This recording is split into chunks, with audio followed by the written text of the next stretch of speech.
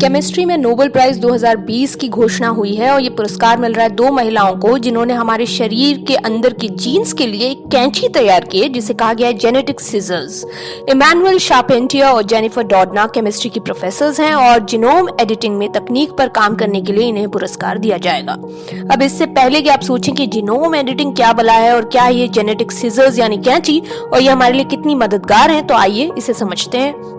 तो पहले समझते हैं ये जीन क्या है। हर जीव, फिर वो पेड़ पौधे, इंसान या कोई छोटा सा मच्छर ही क्यों ना हो, हर जीव के सेल के अंदर डीएनए मॉलिक्यूल होता है और इसके छोटे से हिस्से को जीन कहते हैं। डीएनए एक तरह का इंस्ट्रक्शन मैनुअल है, जैसे आपके फ्रिज या एसी के साथ मिलता है, वैसे ही हमारे इंसानों का या जीवों का भी एक इंस्ट्रक्शन मैनुअल है जिसे डीएनए कहते हैं, जो हमारी बनावट, हमारे रंग और कई बार हमारे व्यवहार को तय करता है। ये समझिए कि हम लंबे हैं या हमारी आंखों का रंग क्या है, जैसी बहुत सारी बातें डीएनए से तय होती हैं। डीएनए का निर्माण हमारे माँ और पिता दोनों से आने वाले जीन्स से होता है। मान लीजिए कि एक बक्से में हमारे मम्मी और पापा दोनों के जीन्स डाले जाते हैं और इस डिब्बे को जोर से हिला दिया जाता है। जो नया डिजाइन तैयार होता है वही होता है हमारा डीएनए। लेकिन कभी कभी इस डिब्बे में जाने वाले जीन्स में कुछ गड़बड़ी होती है जो हमारे डीएनए में भी आ जाती है। जैसे कई बार किसी सामान के बहुत सारे अच्छे सैंपल्स के बीच कोई खराब सैंपल आ जाए, उसी तरह कभी कभी फॉल्टी जीन्स यानी थोड़ी गड़बड़ी वाले जीन्स भी हमारे अंदर आ जाते हैं जो कई बार गंभीर बीमारी का कारण बन जाते हैं। तो क्या इन जीन्स को रिप्लेस या बदला जा सकता है? ऐसा करने के बारे में साइंस की दुनिया बहुत वक्त से काम कर रही है। इस आइडिया पर साइंस की दुनिया बहुत वक्त से काम कर रही है और जीनोम एडिटिंग इसी दिशा में उठाया गया एक बड़ा कदम है। इमैनुअल शार्पेंटियर और डॉडना ने जीनोम एडिटिंग के लिए जिस तकनीक पर काम किया है उसके लिए ही उन्हें नोबेल पुरस्कार से सम्मानित किया जाएगा। वैसे इस तकनीक को जेनेटिक सीजर नाम दिया गया है ताकि आम लोगों को इसे समझाया जा सके, लेकिन ये असल में कोई कैंची नहीं है, एक तकनीक है जिसका असल नाम है क्रिस्पर कैस9, जो डीएनए में एकदम विशिष्ट और बारीक बदलाव करने का काम करती है।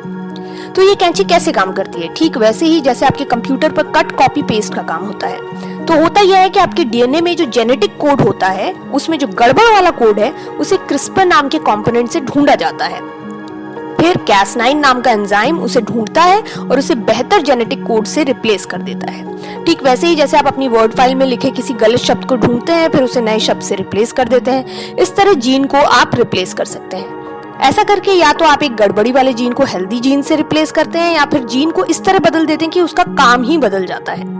यह गौर करने लायक बात यह है कि जीन, जो आपके शरीर में इतना छोटा सा कंपोनेंट है जिसे आप नग्न आंखों से देख भी नहीं सकते, उसे बदलने का बारीक काम किस तरह तकनीक की मदद से किया जा रहा है और किस तरह जीन एडिटिंग आपके जीवन को बहुत हद तक बदल सकती है। हालांकि इसके फायदे के साथ नुकसान भी हैं।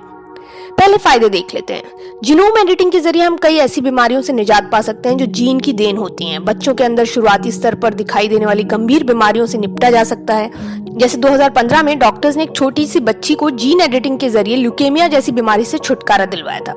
आगे चलकर उम्मीद है कि एचआईवी जैसी गंभीर बीमारियों के लिए नए इलाज ढूंढे जा सकते हैं या हेरिडिटरी बीमारियों से छुटकारा पाया जा सकता है जीन एडिटिंग के जरिए।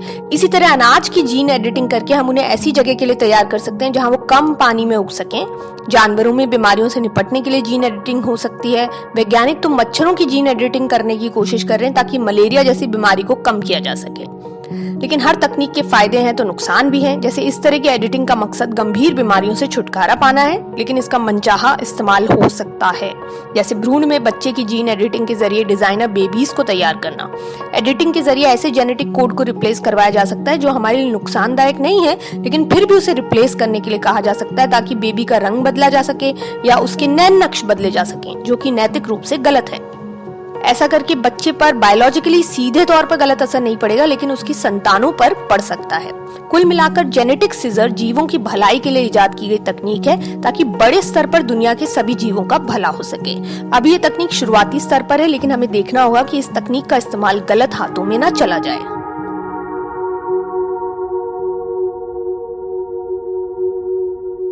Presenting B News app, available on Google Play and App Store. Download it now.